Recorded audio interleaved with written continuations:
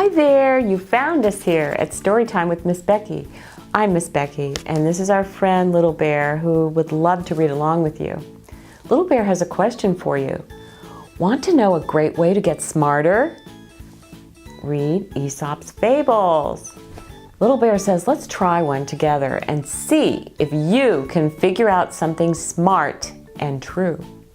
Let's put on the magic reading glasses and see what happens when a boy cries wolf for fun and excitement. The boy who cried wolf. All the sheep ever do is say baa and munch grass, thought the shepherd boy. He wished something would happen. I know, I'll invent some excitement. He cupped his hands to his mouth and shouted, "Help! A wolf is near!" The villagers came running. "Where's the wolf?" they asked. The shepherd boy laughed and said, "Fooled you." Another day, for fun, he cried, "Wolf! Wolf!" again. The villagers came running and were fooled again. One day, a wolf really did appear, hungrily eyeing the sheep. "Help!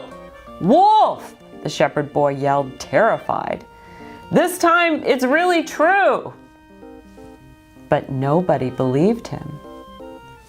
Well, you know what happened. The wolf killed many sheep that day and had himself a mutton feast. The shepherd boy was sorry and never cried wolf again.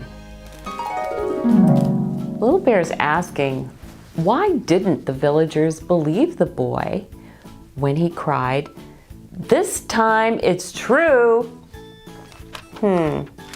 How many times did the boy lie before he told the truth?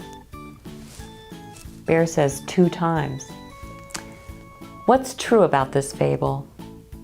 Can you ever believe a liar? Or do you think once a liar, always a liar? Something to think about.